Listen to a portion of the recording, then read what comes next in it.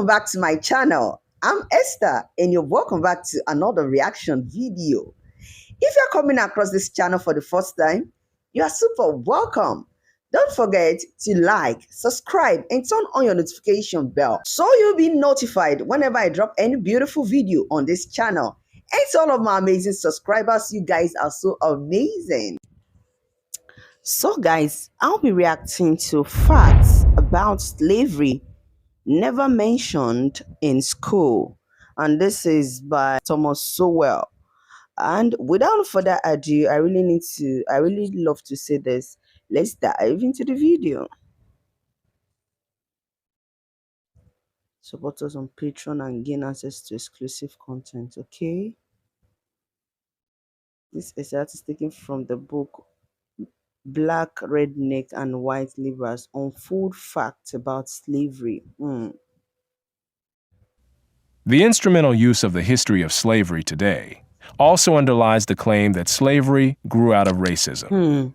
For most of its long history, which includes most of the history of the human race, slavery was largely not the enslavement of racially different people, for the simple reason that only in recent centuries has either the technology or the wealth existed to go to another continent to get slaves and transport them en masse across an ocean. People were enslaved because they were vulnerable, not because of how they looked.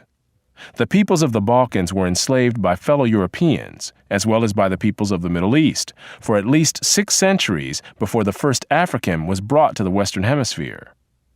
Before the modern era, by and large, Europeans enslaved other Europeans, Asians enslaved other Asians, Africans enslaved other Africans, and the indigenous peoples of the Western Hemisphere enslaved other indigenous peoples of the Western Hemisphere.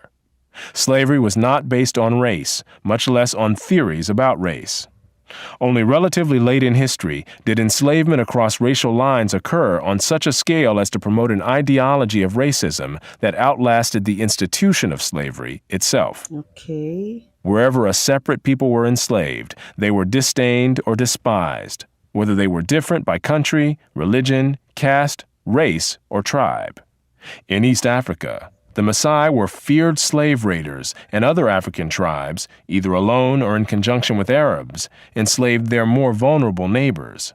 As late as 1891, it was reported that Manyuema slavers had demoralized surrounding tribes, destroying crops, and famine reigned everywhere. Even in the early 20th century, Abyssinians were still raiding other Africans and carrying off slaves. It was 1922 before the British had gained sufficient control in Tanganyika to stamp out slavery there. Arabs were the leading slave raiders in East Africa, ranging over an area larger than all of Europe. The total number of slaves exported from East Africa during the 19th century has been estimated to be at least 2 million. The form in which the story of slavery has reached most people today has been along the lines of the best-selling book and widely watched television miniseries Roots by Alex Haley. Challenged on the historical accuracy of Roots, Haley said, "I tried to give my people a myth to live by." This instrumental use of history, or purported history, is open to the same objections as other instrumental myth-making. Despite the impression created by Roots, during the era of the massive slave trade from West Africa, a white man was more likely to catch malaria in Africa than to catch slaves himself. The average life expectancy of a white man in the interior of sub-Saharan Africa at that time was less than 1 year. By and large, men from Europe or the Western Hemisphere came to the coasts of Africa, bought their slaves, and left as soon as possible. Even so, the death rates among the white crews of the ships carrying slaves to the Western Hemisphere were as high as the death rates among the slaves themselves. It was only much later, after quinine and other medical measures enabled Europeans to survive where there were tropical diseases, was it possible for them to invade Africa in force and establish empires there. But by then, the Atlantic slave trade had already been ended. During the era of that trade, Africa was largely ruled by Africans, who established the conditions under which slave sales took place. The crew of a slave ship was in no position to defy African rulers and their armies by going out across the land and capturing people willy-nilly. The stronger African peoples captured and enslaved the weaker peoples. The same pattern found over the centuries in Europe, Asia, the Western Hemisphere, and Polynesia. In Nyasaland, the Ngoni and Yao swaggered over and terrorized other tribes. In Uganda, the Baganda made life miserable for their neighbors. And the Nyoro and Hima of Anko enslaved Toro women and children. The Tutsi dominated the Hutu in Rwanda, the Maasai lorded it over the Kikuyu and Kamba, and the latter, in turn, held the Indorobo in a kind of serfdom. It was precisely the fact that Europeans, except for the Portuguese, seldom participated in the raids that captured and enslaved Africans that enabled most people in Europe and the Americas to remain oblivious to the traumatic experience that this was, with some Africans committing suicide to avoid capture and wives being whipped as they tried to cling to their husbands or children. Historian David Breon Davis pointed out that Europeans had little contact with the actual process of enslavement, and that, as late as 1721, the Royal African Company asked its agents to investigate the modes of enslavement in the interior. Europeans typically saw only the end results, enslaved people being offered for sale on the coast. It was much the same story in the Ottoman Empire, where those who bought slaves had no idea what these slaves had been through before. The unique position of the Western world in the history, and especially the destruction of slavery, need not imply that there was unanimity within the West on this institution.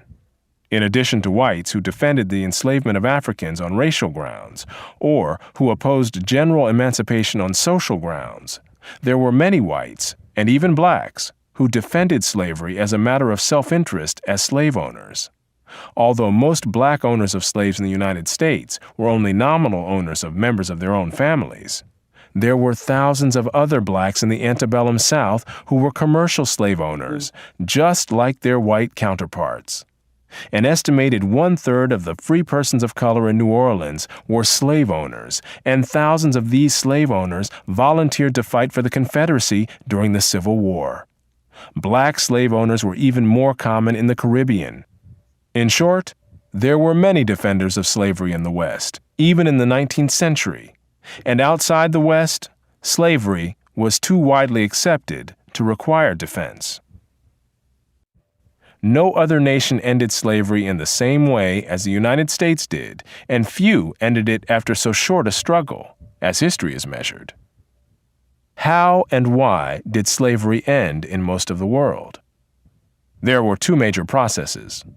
Over the centuries, as more and more territories around the world consolidated into nation-states with their own armies and navies, raiding those territories to capture and enslave the people who lived within them became more hazardous in itself, and also risked military retaliation against the countries from which the raiders came.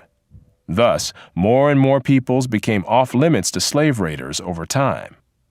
Put differently, the areas which remained subject to slave raiding over the centuries were primarily those where the people lived in smaller or weaker societies. Such societies continued to exist where it was difficult, for geographic or other reasons, to consolidate large areas under one government. This was true of the Balkans, the backwaters of Asia, and much of sub-Saharan Africa. By the early modern era, sub-Saharan Africa, with its numerous and severe geographic handicaps, was one of the last remaining areas from which vast numbers of people could be enslaved. Wow. So thoughtful of those that thought of sharing this experience and old facts about slavery that is being untold to children of this generation. And I believe we've seen some of those things, maybe things we've not even heard of before. We thank God that slavery has really gone to the minimum percentage, even though there are some still minute slavery within everyone. Maybe you are getting an ounce help. Some persons use them, even make them suffer. They are not being shamed like those that we just finished washing. They might not be shamed in their hands or in their neck, but they are using them like a slave We just have to grow up and treat everyone like human, because you yourself are is human. I believe you've enjoyed this video. Don't forget to give it massive thumbs up, drop a beautiful comment at the comment section. You can also request for any video you'd like me to react to, and I'll see you in my next video. Signing out. Ciao.